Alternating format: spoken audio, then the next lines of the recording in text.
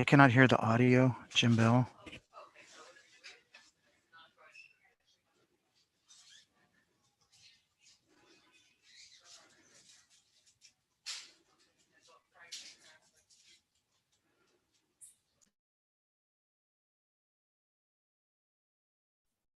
Can you hear the audio now, Jim? Yes, I can. Thank you. Okay, I'm sorry about that. For the record, Madam Chair, I do want to note, since the audio wasn't working, we do have a quorum present in person, and then for the members that are participating remotely, there's no objection to you joining the meeting. And then for the motion to approve the minutes, I had a motion by Alex and a second by Aaron, and I don't have any public comments or 10 cards raised. Actually, we had a motion by Mo and a second by Oh, Aaron. I'm sorry. That's okay. All in favor, please say aye. Aye. Opposed, say nay. Okay, motion passes. Next is the general public comments and public comments on agenda items. Instructions on how to provide public comments are included in the agenda. Staff, have any general comments been received? No, Madam Chair. Okay, thank you. We'll move on to the next item. Comments from the chair and member comments. First, we'd like to welcome the city of Westlake this morning as the newest member of our committee. We have Mayor John Paul O'Connor as representative and Vice Mayor Greg Langowski as the alternate. We're excited to have you join our communities. Thank you. This time, I want to invite any TAC member comments on items not already on the agenda. For members participating remotely, please utilize the raised hand feature in the Zoom platform, and then remember to unmute your microphone once you are recognized. Okay, we have Terrence with the raised card. Morning. Real quick, I'd asked staff, I had sent an email yesterday similarly to the subject. Can you research whether or not quorum must be established in person with the way our world is going? And the short version is having to provide an excuse on why you're not going to show up. If you can still participate fully and functionally remotely. I think a lot of people in this room will spend a lot of time trying to get here. If we can do that from our desk where we are and still provide level of service, I'd like for us to look into it, especially from the email we got yesterday that masks are now required because of XYZ. It seems strange to mandate that we all come down here, but it's so bad we got to wear masks again. So if laws, rules, policy, whatever, if there's an opportunity for us to remain at our desks or wherever you choose to participate in the meeting and we can maintain level of service for our commitment to this organization, if staff could look into that and provide either an email in between now and the next meeting or a report at the next meeting on what our options are, I'd appreciate it.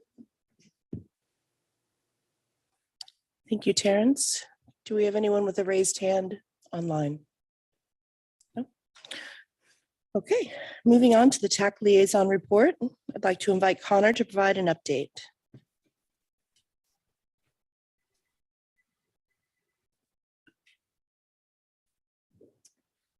All right, good morning, everyone. Glad to see you all here today. I do have quite a few items for you today. So, but to start things off, we would like to welcome Greg Gabriel as the new transit coordinator for the Multimodal Development Team. He will also be serving as the Transportation Disadvantaged Local Coordinating Board Liaison. Greg's actually been with us for 4 years on the program development team, and we look forward to having him serve in his new role. So congratulations, Greg. I don't know if he's down here, but I think he's watching online. So next, on May 16th, the federal government announced a new grant program called Safe Streets and Roads for All to help local governments advance planning and infrastructure projects to improve safety.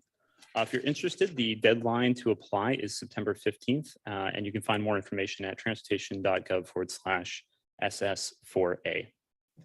A public meeting will be conducted for the A1A from south of Lake Avenue to north of Ibis Way resurfacing project. Fdot will be holding a meeting in person on June 2nd at 6 p.m. And that will be held at the Tideline Ocean Resort in Palm Beach. You can also attend that meeting online virtually using the link in the report.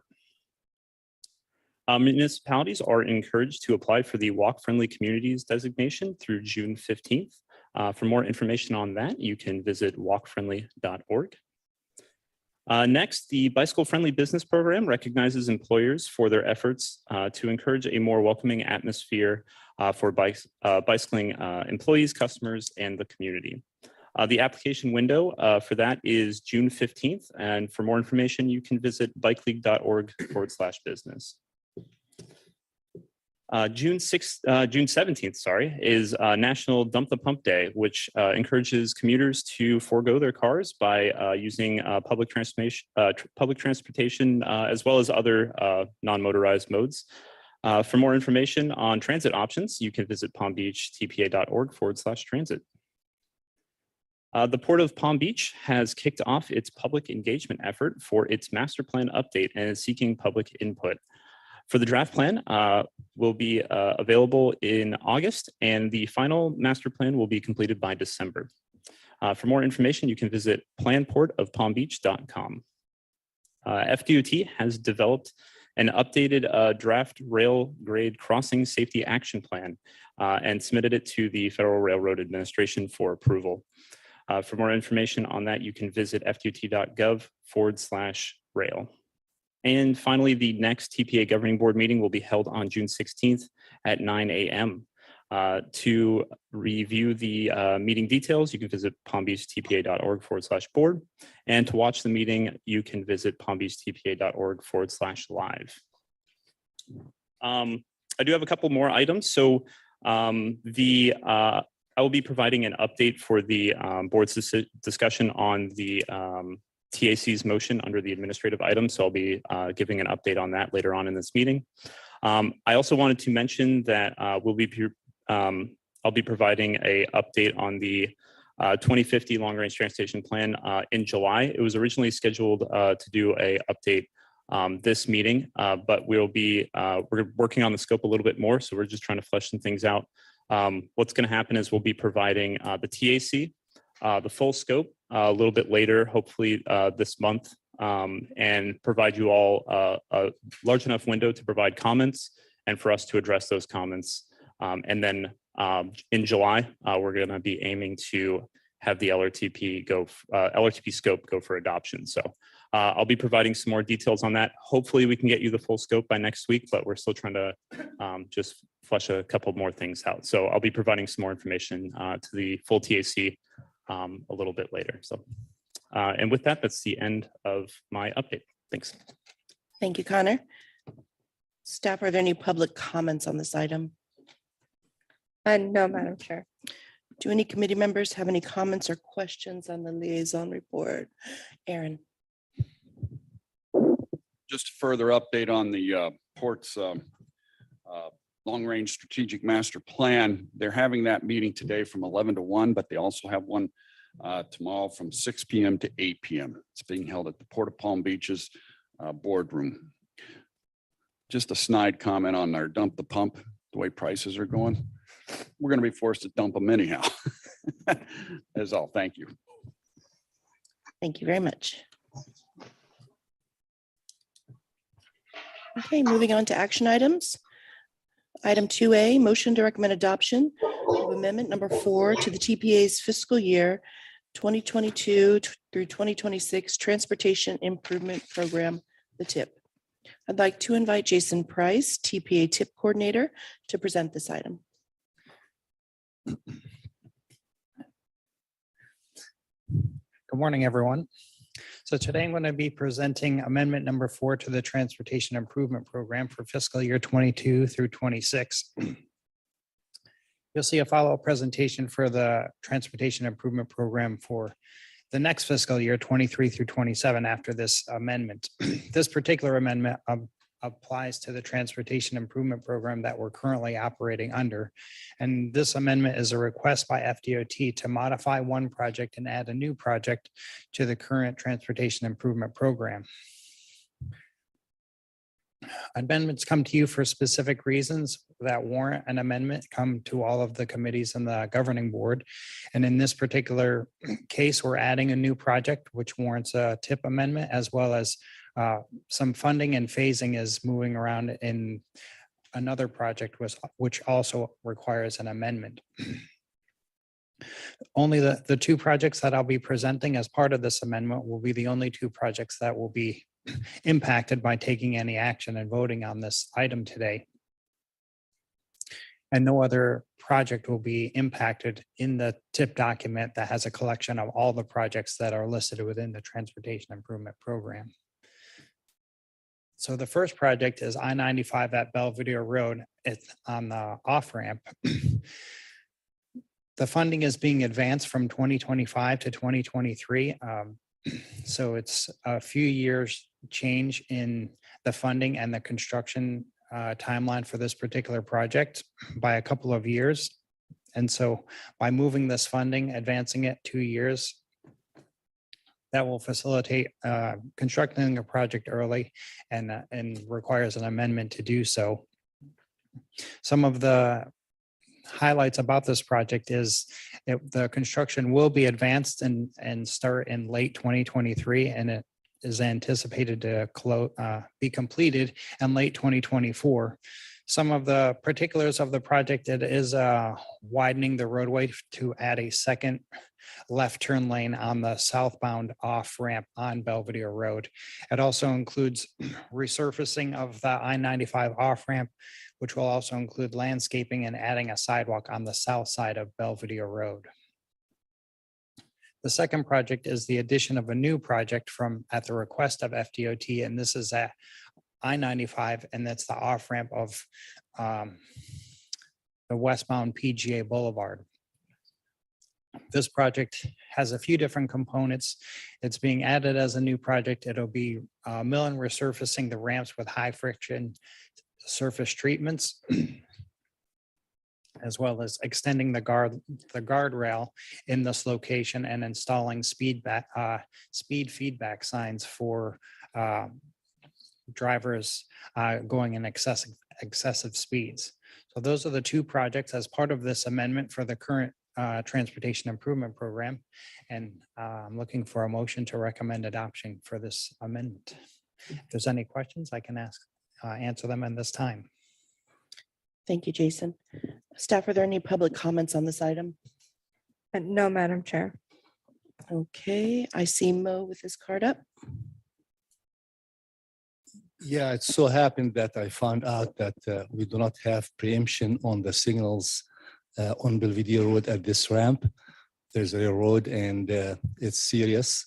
And I'm thinking if this project is being advanced to 2023, that's a minor thing that we can ask if DOT to include to the scope of the project, or that's something that we probably can ask that if DOT formally include in the scope of the project. You're talking about Belvedere.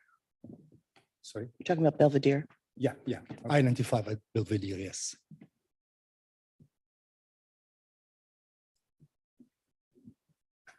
Okay. Javier? Yes, good morning. Thank you, Madam Chair. Just a couple of observations. I know when Alex and I with City of West Palm Beach looked at this amendment, the first question that came to mind was, have we seen the plans for this proposed project? Then no, the answer was no, we haven't. It seems like in our opinion, from the city standpoint, it seems like the project is being rushed through.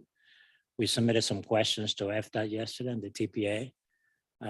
To my knowledge, I don't think we have received any answers so far. So just wanted to let the TAG know that we are intrigued by the way that this project is being developed. I don't know, maybe Alex wants to elaborate some more. Thank you.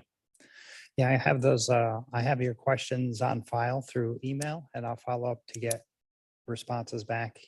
And from the funding, what you saw was the funding codes changed. So there was a ARPA, American Rescue Plan Act funds, which is kind of those one-off funds that are now becoming available to the state and the District 4. And so they're kind of swapping out the funds and utilizing funds currently available to advance the project a couple of years. So they didn't have this money previously. And so now that this money is becoming available, I see that the project is being advanced a couple of years. And so that's why you see it advanced from 25 to 23. but also I'll get you the plans to look at the project and provide input and comments since it's happening fairly quickly. Alex? Along the lines of Javier's comment, I mean, the project is going from preliminary engineering in 2025 to now construction in 2023. Just to remind people, 2023 starts actually July 1st of this year.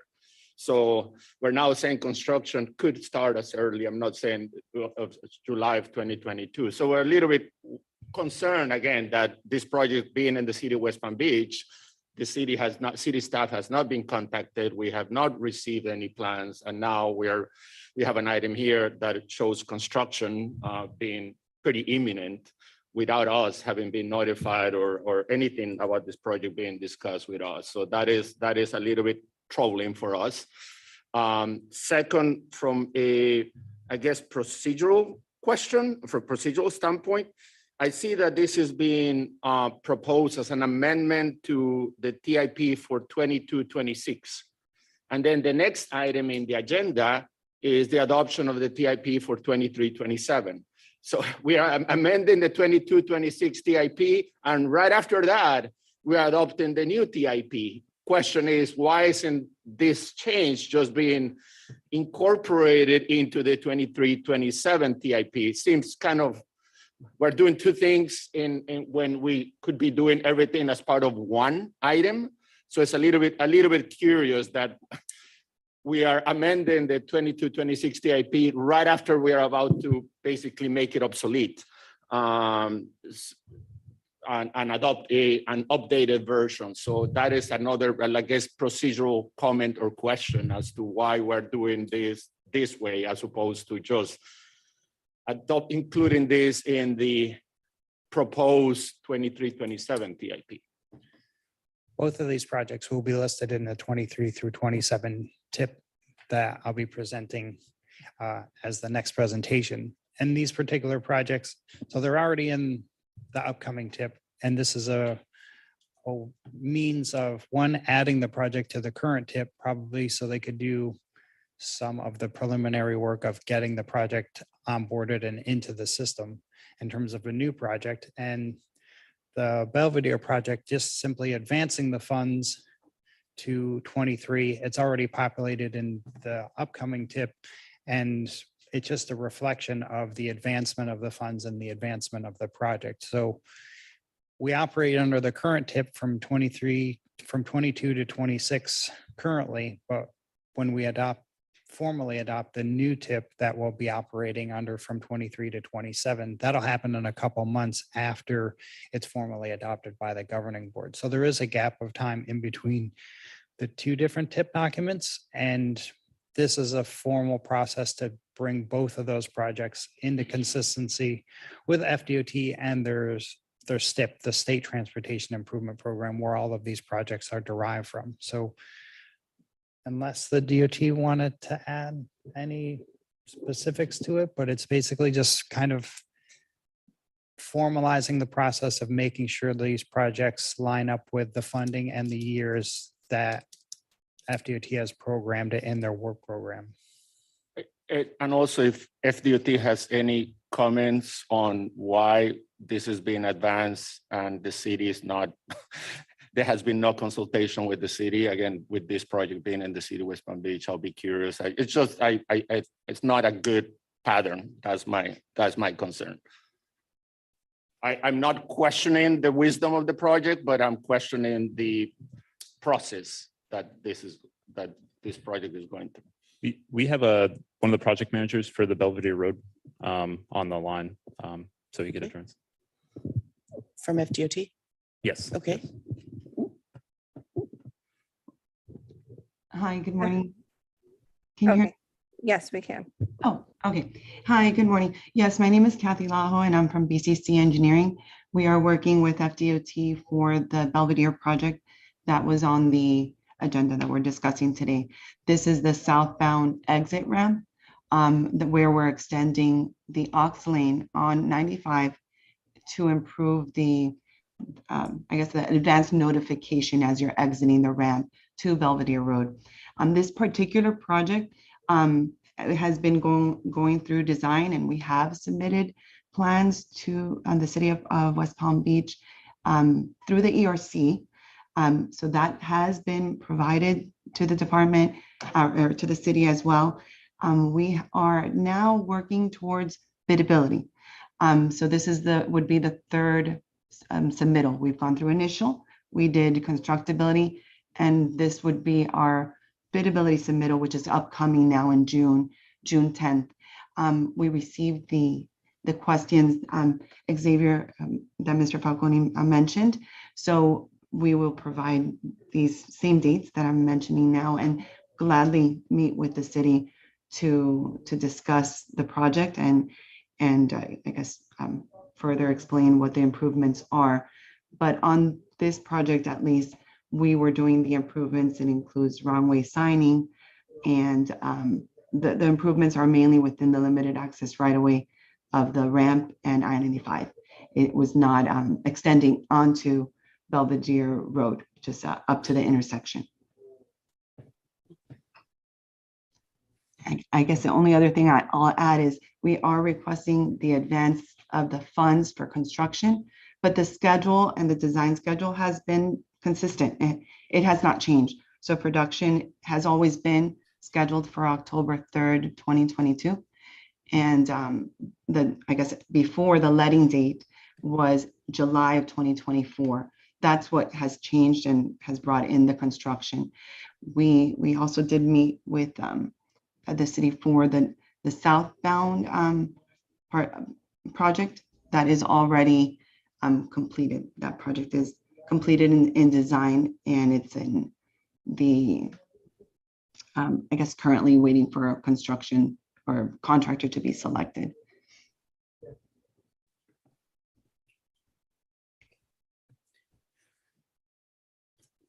All right, thank you very much. Mo has a follow-up question to what was just said, and then we'll go with you, Mike. Since Okay. Okay, all right. Since we have the engineer here present and answering questions, could you please give me some insight on whether the railroad preemption at the two signals flanking the ramp would be reasonable to include in this project, or it seems like you are not doing any work on Belvedere Road, which makes it probably difficult to include to the scope of this project? Yeah, I don't want to, I guess I don't want to say no, but just understanding the schedule that we're trying to wrap up production by October 3rd. We did not have any signalization work at that intersection at the exit of southbound and I-95. I could definitely discuss this with FDOT and the PM to see if there's any other project that we could go ahead and include that. Or if there's any, if they want to include it, or if there's something that can be included here. But just given the timing and that we didn't have the signal improvements included, any signal improvements included at this moment, I'm not sure how feasible it would be to get it into the project, but I will definitely bring it up to them and see if it's the concern that you have and see if it's something that's doable. Thank you. Thank you. You're going to talk about Belvedere. I'll let you go first then, Javier.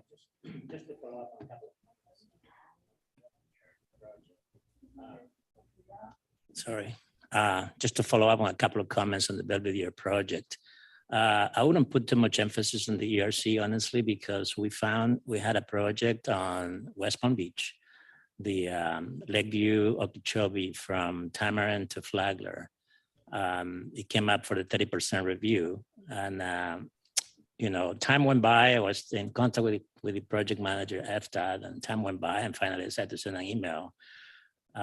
Sure enough, he said that the plans have already been provided and the comments have been received, and Fdfdot is in process of receiving, answering the comments. I contacted everybody at the staff level at West Palm Beach, and unfortunately, none of us have received any notice of that 30%. So I notified the Fdfdot project manager again. He looked at it and he said, "Apologize, you're right. Nobody from the city has been notified of this." So my conclusion on that is I don't put too much emphasis on the ERC because, there needs to be some follow-up on that. And unfortunately, in this case, for the Belvedere project, we haven't received anything. So the secondary question is the level of public engagement. We at the city are very active engaging the public, and we are the face of the public, I guess, to the public. So we just want to make sure that this project is advancing, and at the same time making sure the public is aware of the intricacies of the project. I utilize the interchange daily. I commute from the south end of the county to West Palm Beach. And major concern that I have in the morning is the northbound off-ramps. There is a long queue extending from the Belvedere all the way pretty much to I-95 some mornings. And believe me, I scratch my head every morning when I see that some days it's clear, some days it's just backed up all the way to I-95. But then that ramp is very close to the signal on Parker. I'm sorry, I'm getting into the technical pieces here, but that's my inclination since I'm an engineer. But that needs to be well defined. I mean, I don't know. It's intriguing to me that again, we haven't seen the plans for that portion either. So I don't know what is being planned or proposed for construction on that section of the Belvedere as well. So anyway, those are my comments. Thank you, Madam Chair. Thank you, Javier. You have someone on? Kathy, I think wanted to address the comments made. Okay. And Kathy, you should still be unmuted. Oh, okay. Thank you. And thank you, Mr. Falcone. I honestly appreciate the comment, and I will make sure to follow up with you as well as anyone in the city to discuss the project. It has been, I guess, in the past, I always do check that there is a representative included, but I understand that at times, I guess the people that might be included in receiving these items may not be the ones that need to be on there. So definitely after this meeting, I'll reach out to you and we could schedule a meeting to discuss both projects. Both of them are interim projects that are to, I guess, improve these operations. So I'll reach out to you and then share what the improvements are on each. Okay, thank you. Thank you. Mike, we'll go to you, and then Roberto, you'll be after Mike. Sure. This is about the PGA project.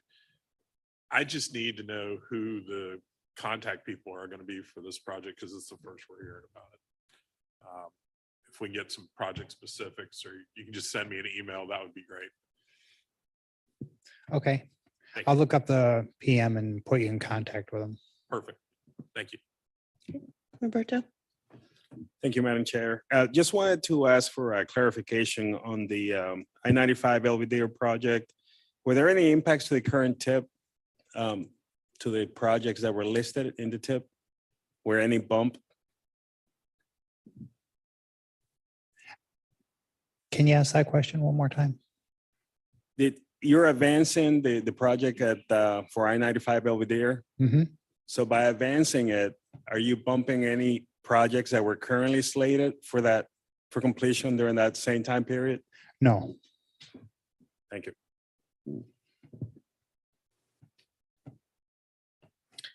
Okay, hearing anyone online, any raised hands? I did have Vicky with her hand raised. Okay, Vicky, good morning. Good morning. I just have a question. I don't have a problem with advancing projects. I mean, obviously you want to give notice to the city or county that it affects, but I'm curious as to why was this project selected for advancement? I'm assuming others were not. And I guess so I'm asking DOT, how was that determination made? Is it a need-based determination, or is it just a matter of which project is ready to go?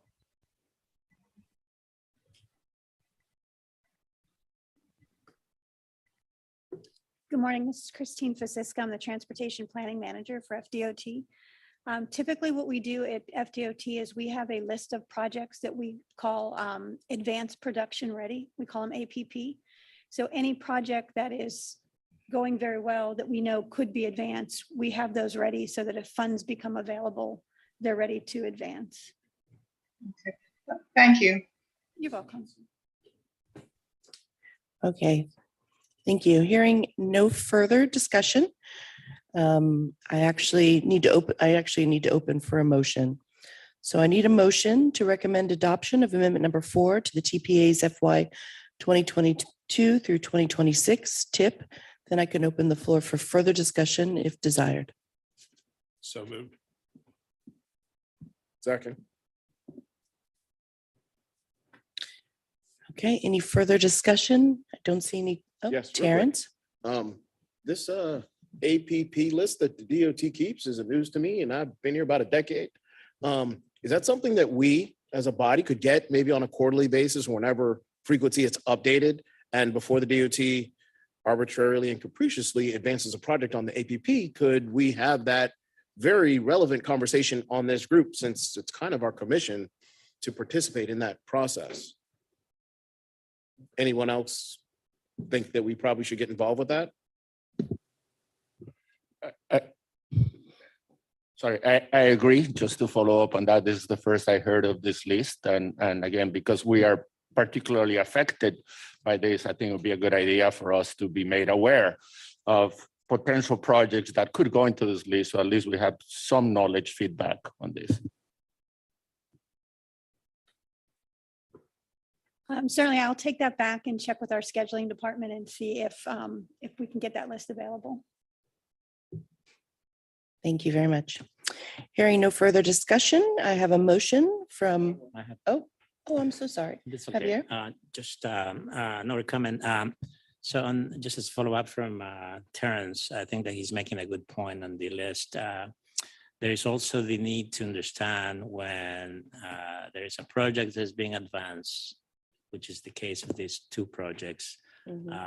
If we can have an understanding of, there was a question in the back about, which project is being moved or basically overlap because of this. So the consequences of that, I think, could be good for this body to understand as well. I mean, we have to respond to our commissioners, and so we need to be on top of things, and these things get out of hand. Before we know it, the press gets all of this, and then, I've been called to the mayor's office to answer some questions. So I just want to prepare ourselves for that. Thank you. Okay. Hearing no further discussion, I have a motion from Mike Morrow and a second by Terrence Bailey. All in favor, please say aye. Aye. Opposed, say nay. Nay. To clarify, I only have one opposed, Gary. Two. Oh, I'm sorry, and Alex. Okay. To clarify, I have Gary Dunmeyer, Javier Falcone, and Alex Hansen as opposed. Correct? And to clarify, at least my vote, this is from a procedural standpoint. I think the city should have been notified. We should have had these conversations prior to this item being included in the TIP. I'm not necessarily opposed to the project. We just need to know more before this item is placed on the TIP and is advanced for this coming year that it starts in a month. That is the reason for the no vote here. Okay, thank you. Next, moving on to item B, motion to recommend adoption of the TPA's FY 2023 through 2027 TIP. I'd like to invite Jason to present the item. Good morning, everyone.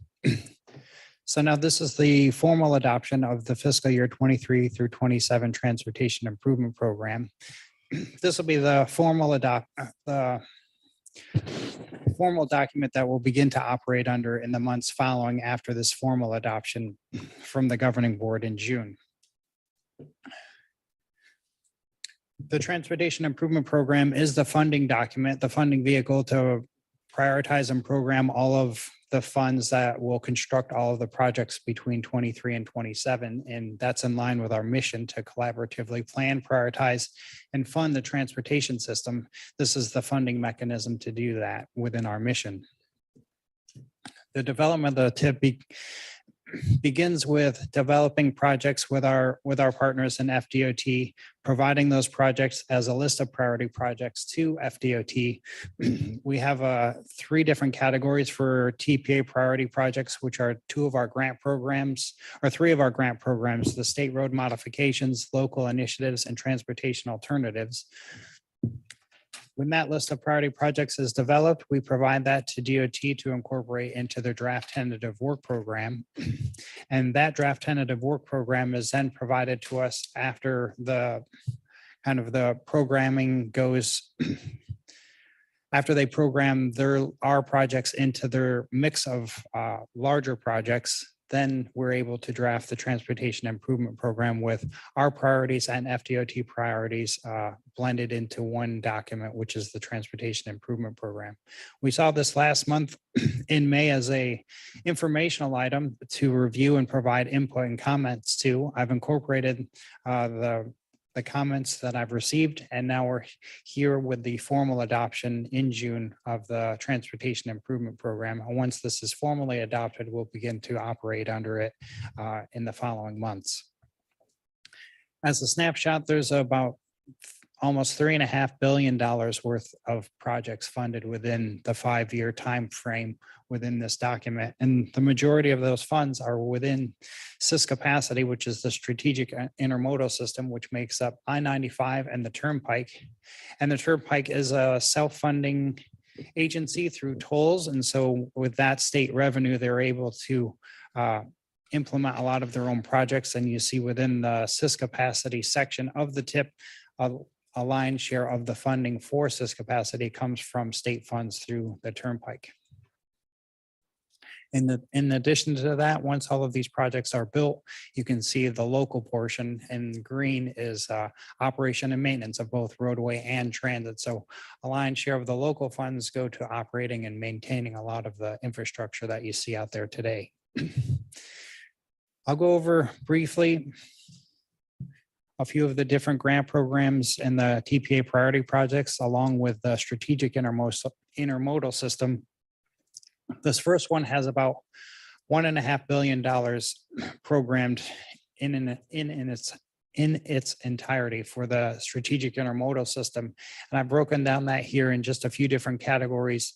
Like I mentioned before, the Florida Turnpike projects make up the majority of it with almost $900 million, followed by I-95 interchange projects, which is the majority of the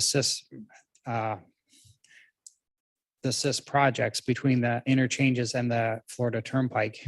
The rest are just other smaller projects, both for rest areas and PD&E studies for future corridor improvements. The 3 programs that we administer here, the state road modifications, we work collaboratively with FDOT on. That has about $116 million programmed within the TIP. And just a breakdown of that, there's about $54 million for adding lanes and reconstructing roadways along the state roads. There's bike lanes, sidewalks, and pedestrian facilities as part of state road modifications. And then that's followed by lighting, and that includes the State Route 80 lighting and transit shelters for Palm Tran. Following that, going from the largest funding programs to the smallest ones, the next in line is local initiatives. That's about $88 million for this entire program within the 5 years. And the largest share is about $43 million for bike lanes, bike paths, sidewalks, and a roundabout, followed by transit capacity projects for both Palm Tran is receiving electric buses and new rail cars for SFRTA as part of the local initiatives grant program. And then there's also the transportation planning.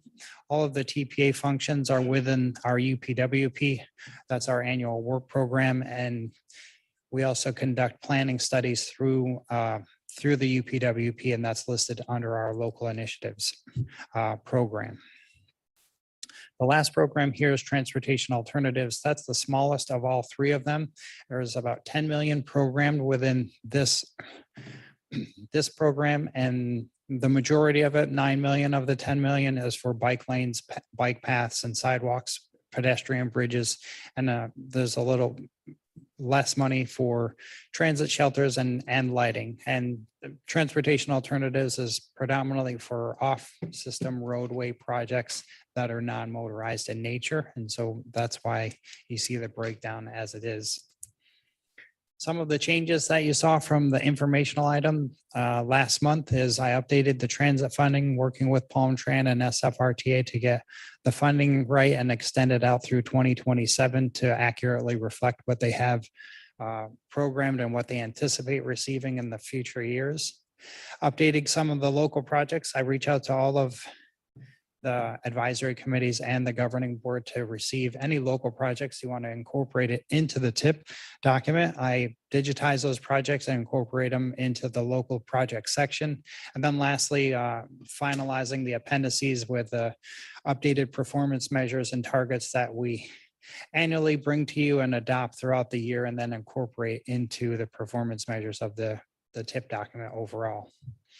And that concludes the presentation. I can answer any questions on this particular item. And I'm looking for a motion to adopt this transportation improvement program.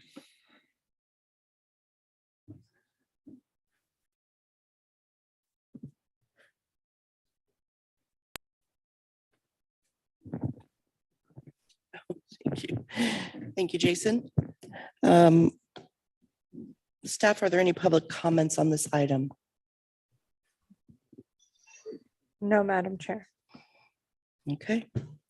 Do any committee members have any comments? Mike?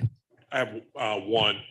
Going through the document, I saw that the programs for TI and LA for this year haven't been added yet. And that's just most likely due to the FDOT not accepting them as of yet, or? You mean for the grant program cycle that just finished? Yes. Yeah, everything's about 1 year behind. Right. So you'll see those projects come on next year, but you'll see those projects begin the process of being incorporated into the upcoming transportation improvement program for 24 to 28 through the list of priority projects. So we just had questions on it and we saw it wasn't there. We figured that was the case. I just wanted to make sure. right. Well, you'll see them in the months to come through the list of priority projects that will then provide to FDOT to begin to incorporate those projects once they're formalized and finalized. Sure. Alex? Earlier in this meeting, when he did his report, Connor mentioned that he was going to provide some additional information on a motion from last month's meeting. I assume that the motion that you're talking about is the one in which we had extensive discussions about an item that was incorporated in the draft TIP. So if that is the case, wouldn't this be the appropriate time to have that update on that specific motion, since it is affecting this specific item that we are about to vote, as opposed to having the update after we have voted on the specific item. And then I have another follow-up, but that's kind of the initial. Madam Chair, it's up to you. I can provide the update now. Sure, got it. Sure. So the board opted to postpone the TAC's motion and further discussion until the upcoming referendum 2022, so this November. It was also noted that the item can be brought back directly by the chair or the executive director if they so choose.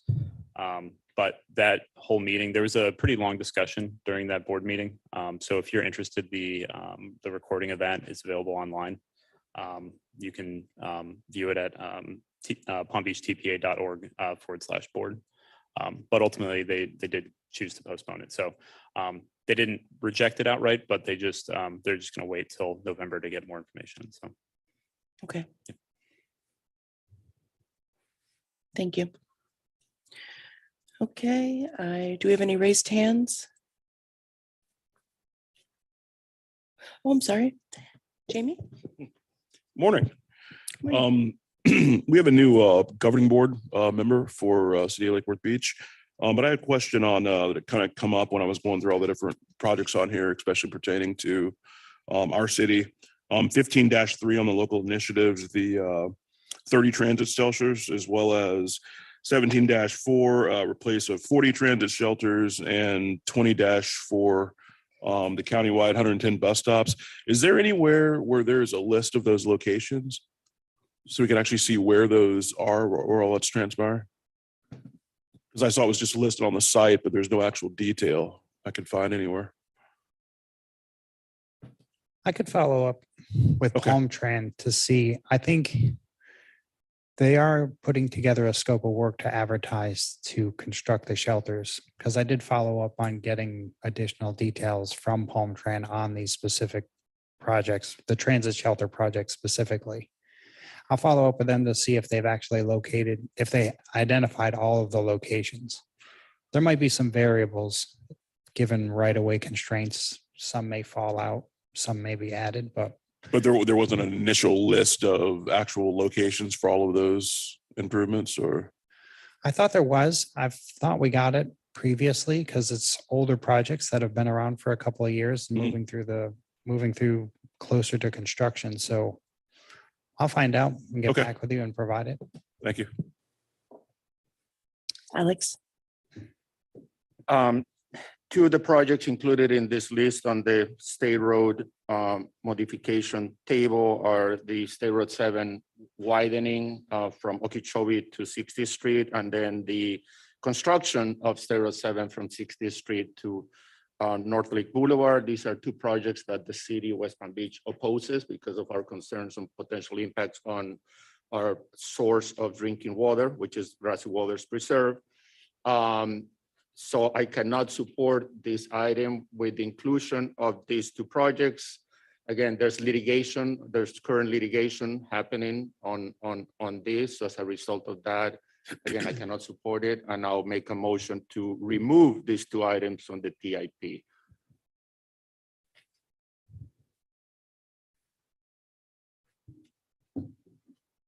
So that is a motion. I hear it. Yes, Okay. I'm waiting for a second. Second the motion.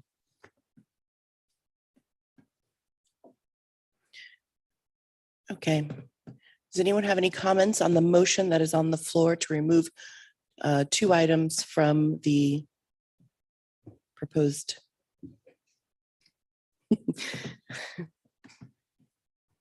Tip. All right, Margie, we'll just take a quick vote if you want to go through. Oh, sorry, Mo. Madam Chair, I will say that we are pulling up some more information. So if you want to take Mo's comments, and then Okay. staff will have a comment as well. All right, Mo, is this on the motion on the floor? No, I was gonna comment on, Oh, discuss this motion. that's what I asked. Is it? Yeah. Okay, go Yeah. ahead. So we have been through this before, I think, at the level of the governing board, when the representative from the city of West Palm Beach through that bombshell, and unfortunately, the governing board was not aware of what they were doing, and they voted in support of that motion. And the governing board had to go around and come back and meet again and discuss it again, and put these projects back on the program. So I strongly oppose this motion, and I think we should refrain from trying to push things like this when this topic had been discussed extensively at all levels, at the governing board level and at the TAC level repeatedly in the past.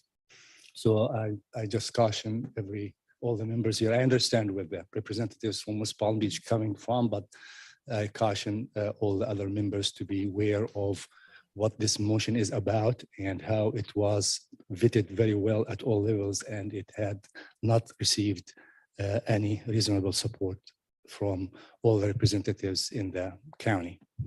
Thank you. Thank you, Mo. We'll just take a vote on this motion. If you want to go. Actually, Madam Chair, Andrew is going to address the motion on the floor. Okay. Hi, good morning, everyone. Andrew Euler, Deputy Director of Program Development. So we've had these sort of motions in the past when it came to the final adoption of a TIP to either add or delete products. And since this is the, and since we've had this process in the past, we put stuff in our public participation plan that sort of talked about this sort of action.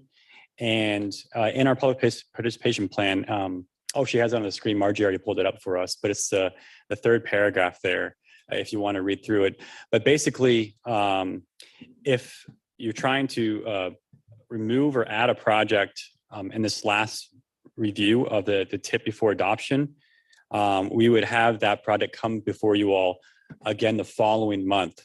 So it can have a more formal vetting by the public review process. So that's sort of like how we're trying to navigate any last minute deletions or additions to projects. Okay, so let me understand what you're saying. Instead of removing something, you would like us, the motion should be for us to bring it to the next meeting to discuss. Or as an action for the next meeting, right? So if you wanted to, I guess my recommendation here would be to, Margie, you can correct me if you think it could be different, would be to make an action for you all to bring this up as a future action at the next meeting. So in the next meeting, it would be a motion for an amendment to remove the items at a future meeting. It would be specifically to that motion, whatever you have. Okay, and then what action could we take on this? To bring it before Today, you all all next you can meeting. do is approve as is or vote against. Like it's either going to pass or it's going to fail, but you cannot amend it based on our procedures and our PPP. So based on our rules, we can't act on this motion. Correct. So the motion's out of order and there's no vote that can be taken on it today. Okay. Alex? Just a procedural comment, I guess. It's a little bit curious that right after we just had an amendment to the TIP that we were not aware of until very recently, right? I mean, we had this, since I'm reading this is about public participation and providing the public with the opportunity to discuss items, but we just had an item added to the TIP, another one modified on the TIP without any public participation, without any previous discussion. I just find it a little bit ironic that now the reason why we cannot remove this item is because there hasn't been previous discussion about the item. It just seems a little bit, I don't know, inconsistent, the fact that we can just add items to the TIP without previous public participation and discussion, or remove items from the TIP part of amendments. But when we are asking for an item to be modified from the TIP, there's the claim that it cannot be done because we need to go through this public participation process and there has to be another meeting to discuss it. Just to bring it up, because I would argue that then we should be seeing any amendments to the TIP prior to the item being voted on, consistent with the same policy that is now being mentioned. Okay. Adding is different than removing, right? So removing, you need to do it, give advance notice, but adding a project.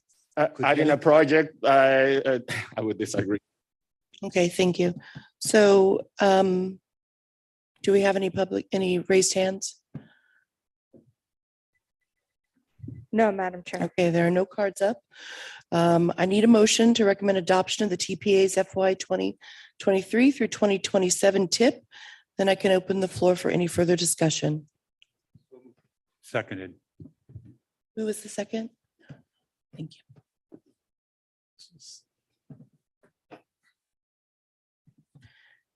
Okay.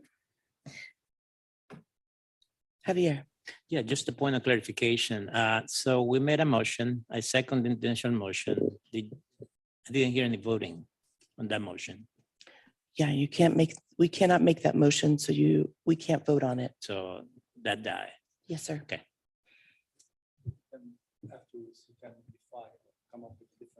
Well, your microphone, please. Sorry. I think after we are done with this, you can still make a motion to remove certain projects, but it will be the first step, initiation, as they call it in the county procedures of a new project. You can make that motion afterwards. It's independent of this one. Okay, thank you. Hearing no further discussion. I'm sorry, I have Terrence with his. Terrence, sorry. Not to belabor the point, because I was gonna let it go, but I can't. The, Do you want me to put it back up, Terrence? that policy, that paragraph that we read, what is that and where did it come from? Was that was that approved by this body that we would elect to be self-governed by that paragraph? Because the way you disposed of their motion, if that is not a policy that is in a resolution by this body, you can't dispose of a motion that way. You said that his motion, that motion, even though I disagree with it, but on process and principle, if that paragraph was not adopted in a rule by this body in resolution, that is just an aspirational statement. You can't dispose of a motion based on that paragraph if it's not been approved by this body. If we didn't choose to govern ourselves accordingly to that paragraph, you can't dispose of their motion. Now, it can get voted down, but you disposed of a motion that was made and properly seconded based on that paragraph that we didn't elect to govern ourselves by. So where did that paragraph come from? I can address that. So that's part of the PPP, which was adopted by the TAC. We're trying to look up the exact date that it was adopted. September 2020 was when it was adopted. It did, this amendment did come before the TAC during that time frame, and this was added in due to previous items similar to this that had come up. And we did make this amendment. It did go before the board. There's a resolution that I can provide you. Okay, no, but I yield then. All right, thank you. Hearing no further discussion, I have a motion by Mo and a second by Michael Odell. All in favor, please say Madam aye. Chair, if you don't mind, I believe this would be better if I do this one by roll Yes, call. please. you. Thank you, Margie. So if those participating remotely, if you can please unmute your microphone, and then please remember to unmute the microphone by hitting the button on the base and say yes or no when I call your name. Jim Bell, Yes. Naresh, Yes. Gary Dunmeyer, Yes. Richard Pereira, Yes. Kenny Wilson, Yes. Chang Jen Lan is absent, Roberto Treviso, Yes. Jamie Brown, Yes. Michael Morrow, Yes. Aramis Cabrera, Yes. Will Hicks, Yes. Jorge Perez, Yes. Levi McCullum is absent, Aaron Hoffman, Yes. Terrence Bailey, Yes. Christopher Marsh is absent, Joyce Kai, Yes. Vicky Gatanis, Yes. Kim Delaney, Yes. Michael Odell, Yes. John Paul O'Connor, Yes. Alex Hansen, No, because of the inclusion of the State Road 7 project, and I will ask for that to be included into the record, the reasoning for my vote. yes, sir. Javier Falcone, No, and I. for the concur. same reasoning. I concur for the same. Okay, reasons. I'll make sure they're both noted in the Thank you. minutes. Modison Alter, Yes. Kara Ferris. Yes, It passes with 2 opposed, Madam Chair. thank you. Next item on the agenda is informational items. There are no informational items on this agenda.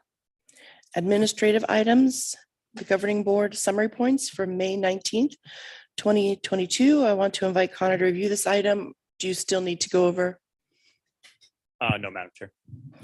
Okay, I believe he already gave the comments during the last item. Okay, do any committee members have any comments on the governing board summary points? Mo? I'm not sure if it's about that summary report or not, but it's about the last governing board meeting. There was some discussion of the TAC sending a representative to attend their meetings and expressing their opinions on matters that come before the TAC, and then they come before the board. There was no motion taken or decision or whatever, but it was brought up, I believe, by the county's vice mayor and entertained by the mayor and others. And it sounded like there was good support for that idea. So I wonder if we want to consider this option and discuss it, maybe ask staff to formulate a motion for that, or give some background about it, or go back to the governing board and make sure that that's the direction that they like to see happen. I don't know if any of you guys have attended the governing board meeting last time and or listened to it, but it was brought up and it came in the conjunction of the discussion of the motion that we voted on last time. So I want to just bring it to the floor and see what is the position of the members here. So they didn't vote for it, though. They just discussed it. That motion? No, No, yeah, wanting yeah, that- staff yeah, yeah. members to. Yeah. Yeah, so it wasn't their desire. I think each individual member of the board talks to their staff about what happens at the TAC and decides whether or not they want their staff members there. But you want us to take that decision away from them and tell them we want to attend those meetings? No, they did not make any decision, but they discussed it and they thought that it's a good idea to have the TAC send a representative to their meeting. So When we have a motion like that, to send someone to represent. Yeah. Okay, probably not at all meetings, but at those meetings where we would have voted on recommendations to the board right. only. There are times when we have a meeting and we do not vote on anything that will go to the governing board. So there's no point for our representative to be out there. That's a good point. In the future, if we do have, Margie's going to bring a document up real quick that kind of pertains to this. I kind of walked through it. It's basically the procedure for, and sorry, I need to put my glasses on, but for how items are brought from the TAC to the board. So if, for instance, some member of the TAC wanted to bring an item, there is a process for that. So they can reach out to me and I can, we can go through I believe there's a form they'll have to fill out. But again, you can email me directly and I can walk you through that. So what's on the screen is a resolution that our board adopted, which was a revision to the TPA's operating procedures. And what it states is that anytime, for instance, the last meeting when there was a motion made that the item can go before the board because it wasn't clear in our operating procedures. So what's on the screen was approved by our board, and it does bring up the comment that Mo made, is that a representative from the committee should be present at the meeting to be sure to express the committee's concerns. So when a motion is made, we'll encourage the committee to also appoint somebody to go as a representative to a future board meeting. right, okay. It seems what I understand from this is now that we could just add this item in the next meeting's agenda to be discussed rather than take action on it, right? I'm sorry, say that again? It seems like what I understand from this paragraph here is that if a new item is presented, we do not take action on it, but rather it would be added on the agenda for the subsequent meeting to be discussed and an action taken on, right? Or we can take action now, we can move now and. So if you, like, for instance, the previous meeting, the TAC, or the motion that the TAC made, that was added to the same month's agenda, but it has to be the vote of the majority of TAC members to go before the committee, or before the board, I'm sorry. So, Does that clarify what you were asking? yes, so I'm a little confused. So we can make a motion to send a representative, or we can make a motion that we add this topic for discussion and So- action for the next meeting. And I would rather have it that way because all of the members probably are taken by surprise of, putting this in front of them. They may want to think it through and Don't think we discuss know, it before. I don't think we Yeah. know what your topic is. And I think, Mo, if you're asking just in general to appoint somebody to attend the board meetings and to report back to the TAC, if that's what you're asking for. No, to attend the governing board meetings representing the TAC in case the board members have questions. Right, and then For- reporting yeah. back. Yeah, and that's what Okay. happened exactly last time. They had questions about our motion and what was the reason behind it and the rationale behind it, et cetera. So that's what it came around. And that's, I think it's a good idea. If we make recommendations to the governing board, and when we make motions and we make, take votes, very often we have different competing opinions on things. So it's nice and it's beneficial for the governing board to be able to hear that feedback from us because we are supposedly their technical support. Okay, thank you. And I do have Vicky with her hand raised. Okay, Vicky? Yes.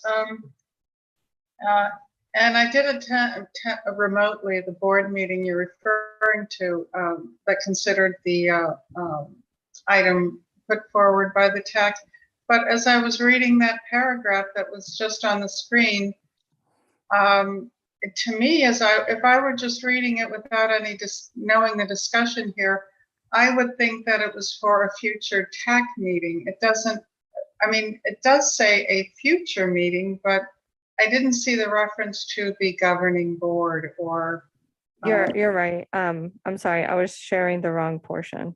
Oh, that's. That was okay. for that, and that's what the confusion is. That was, I'm sorry about that. Okay. It as was long under as the it- tax, but as long as what it's I said made is clear. still accurate and it's now on the screen. That any Okay. advisory committee requesting an Oh. item. Yes. Okay, thanks so much. And Yes, Alex. just for clarification too, this has happened before.